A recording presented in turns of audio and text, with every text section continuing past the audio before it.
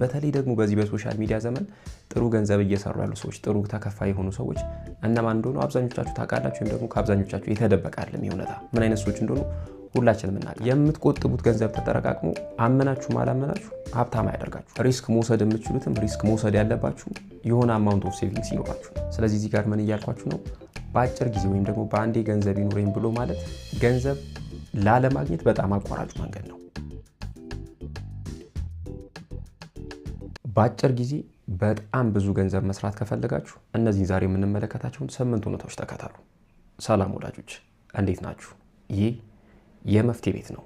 የመፍትሄ ቤት በሺዎች የሚቆጠሩ ወዳጆችን በፍቅር ህይወት፣ በቢዝነስ እና በሌሎች የህይወት መስተጋብሮች ውስጥ እየረዳ ያለ ድንቅ የዩቲዩብ ቻናል ነው። በዛሬው ዝግጅታችን የሚገርም ብዛት ያለው ገንዘብ መስራት የሚያስችሏችሁ 8 መርሆች እንመለከታለን። እንደተለመደው ሁላችሁም ቪዲዮውን ላይክ፣ አዳዲሶች ቻናላችን ሰብስክራይብ በማድረግ እንጀምር። የመጀመሪያው ሀብታም ለመሆን አዋቂ መሆን የግድ አይደለም።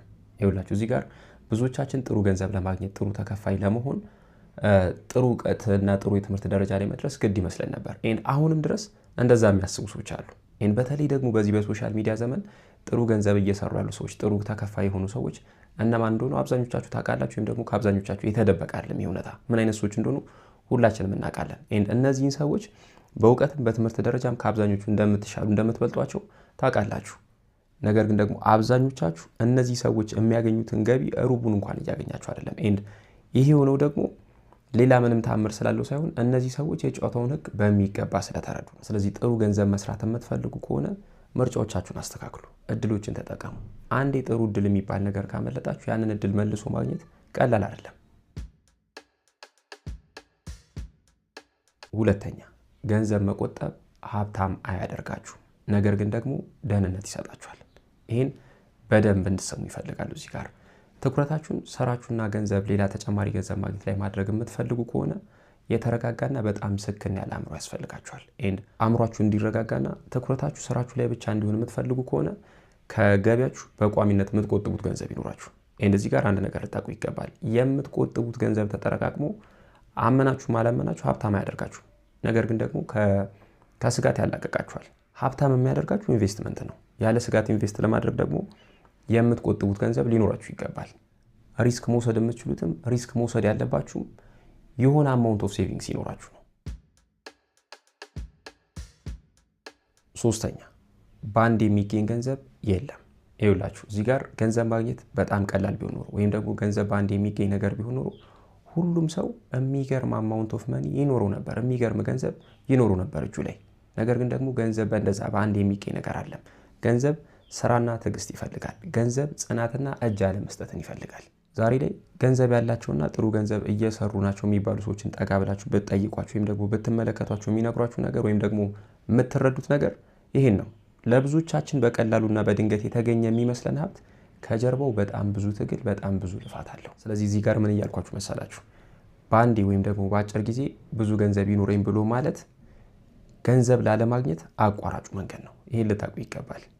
የሆነ የስራ ዘርፍ ላይ ተሰማርታችሁ ለረጅም ጊዜ የሚገባችሁ ወይም ደግሞ የምትፈልጉትን የገንዘብ መጠን ሳታገኙ ልትቆዩ ትችላላችሁ። ግን ደግሞ ከበረታችሁና ጸንታችሁ ከቀጠላችሁ ያን የሁሉን ጊዜ የሚያካክስ ገንዘብ ታገኛላችሁ። ሀሳብ ፖይንት።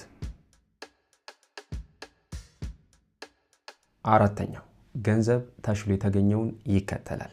ይህን በደንብ እንድትሰሙ ይፈልጋሉ። እዚህ ጋር ይኸውላችሁ በተሰማራችሁበት የትኛውም አይነት የስራ መስክ ጥሩ የምትባሉ ሰዎች ከሆናችሁ ገንዘብ ተከተላችሁ ወይም ደግሞ ገንዘብ አሳዳችሁ የራሳችሁ ማድረግ ትችላላችሁ። በተሰማራችሁበት የትኛውም ዘርፍ ደግሞ በጣም ጥሩ ወይም ደግሞ እጅግ በጣም ጥሩ የምትባሉ ከሆናችሁ ግን ገንዘብ ራሱ ይከተላችኋል፣ ገንዘብ ራሱ ያሳድዳችኋል። የምትሰሩት ስራ ላይ በጣም ጥሩ በጣም ጎበዝ ስትሆኑ ሰዎች ኖቲስ ያደርጋሉ። ሰዎች ኖቲስ ሲያደርጉ ደግሞ ገንዘብ በእናንተ አቅጣጫ ፍሎ ማድረግ ይጀምራል። ስለዚህ በጣም ቆንጆ ገንዘብ መስራት የምትፈልጉ ከሆነ ስራችሁ ላይ ያላችሁን ታታሪነትና ትጋት ጨምሩ። ያኔ ገንዘብ በእናንተ አቅጣጫ ፍሎ ማድረግ ይጀምራል፣ ወይም ደግሞ ከዛ በኋላ በሚኖረው ውጤት ትገረማላችሁ። አምስተኛ፣ ዓላማ ገንዘብ ብቻ ከሆነ የሚበቃህን ገንዘብ አታገኝም። እዚህ ጋር ዓላማችሁ ገንዘብ ብቻ ከሆነ የምትፈልጉትን የምታስቡትን ገንዘብ በጣም ዋጋ ከፍላችሁ ትደርሳላችሁ፣ ታገኛላችሁ፣ ታሳካላችሁ። ነገር ግን ደግሞ ያን የምትፈልጉትን ገንዘብ ካሳካችሁ ወይም ደግሞ እዛ ደረጃ ላይ ከደረሳችሁ በኋላ ዓላማችሁ ገንዘብ ብቻ ከሆነ አይናችሁ ሌላ ነገር አሻግሮ መመልከት ይጀምራል። ያን የተመኙት የነበረውን ገንዘብ ስታሳኩ አይደለም ልትደሰቱ፣ አይደለም ኢንጆይ ልታደርጉ ላይገርማችሁ ይችላል። የምትፈልጉትን ገንዘብ ስታገኙ ልትሰሩበት ያሰባችሁትን ነገር ስሩበት። የምትፈልጉትን ገንዘብ ስታገኙ ልትገለገሉበት ለፈለጋችሁት ጉዳይ ተገልገሉት። ምክንያቱም ገንዘቡን ስታገኙ ያስፈልጋችሁ ገንዘብ ወይም ደግሞ ወረቀቱ ሳይሆን በዛ ወረቀት በዛ ገንዘብ ልትሰሩት የፈለጋችሁት ነገር ነው ያስፈልጋችሁ በትክክል። ስለዚህ ገንዘብ ትርጉም የሚኖረው ያሰባችሁትን ያለማችሁትን ነገር እውን ሲያደርግላችሁ ነው። ይህን በሚገባ ልታውቁ ይገባል። ገንዘብ ጌታ ሳይሆን ሎሌ ሊሆን ይገባል። ይኸውልህ ሀሳብህ ገንዘብ ብቻ መሰብሰብ ከሆነ ገንዘብ ጌታ ነው። በሚኖር ገንዘብ ግን ምን መስራት እንዳለብህ አስቀድመህ የምታውቅ ከሆነ በሚኖር ገንዘብ የምትገለገልበት የምትሰራበትን ነገር ጠንቅቀህ የምታውቅ ከሆነ ገንዘብ ሎሌ ወይም ደግሞ አገልጋይ ነው። 6ኛ ገንዘብ መስራትና አይናፋርነት አብሮ አይሄዱም። እዚህ ጋር በጣም ብዙ ሰው በገንዘብ እጦት የሚሰቃይ ወይም ደግሞ በገንዘብ ችጋር የተመታው ችሎታ ስለሌለው እውቀት ስለሌለው ወይም ደግሞ እንዴት ገንዘብ ማግኘት እንዳለበት ስለማያውቅ አይደለም። ነገር ግን ደግሞ መስራት ያለበትን ነገር በሸመኝነት ወይም ደግሞ በይሉኝታ መስራት ባለመቻሉ ነው።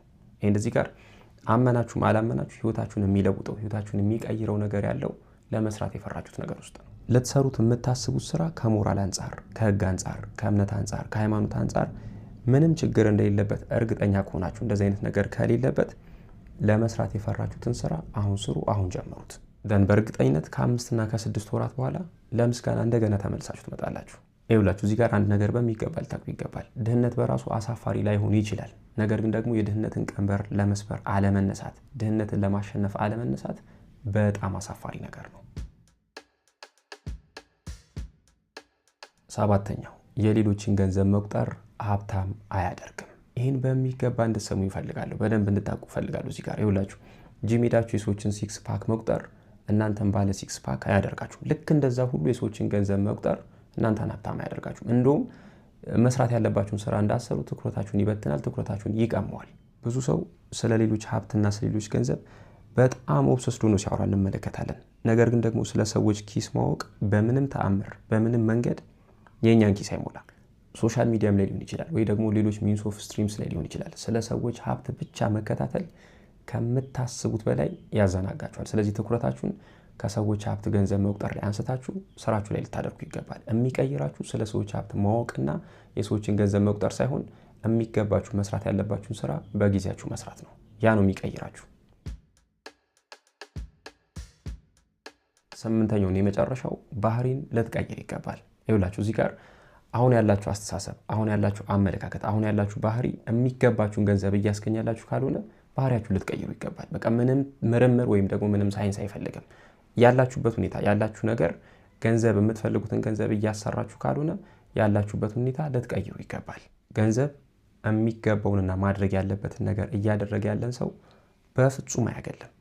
አሁን ላይ የሚበቃችሁን አይነት ገንዘብ እያገኛችሁ ካልሆነ የምትፈልጉትን አይነት ገንዘብ እያገኛችሁ ካልሆነ ማድረግ ያለባችሁን ነገር እያደረጋችሁ አይደለም ማለት ነው። መውሰድ ያሉባችሁ ሪስኮች ካሉ እነዛን ሪስኮች ውሰዷቸው። ሐሳቦቻችሁን ስጋ ልብሷቸው፣ ወደ ተግባር ገቡ። ሐሳቦቻችሁ ተግባር መሆን ሲጀምሩ ህልሞቻችሁ እውን መሆን ይጀምራሉ እንጂ በማሰብ ብቻ የሚቀየር ነገር የለም። ትልቁ ልዩነት የሚፈጥረው ተግባር ነው።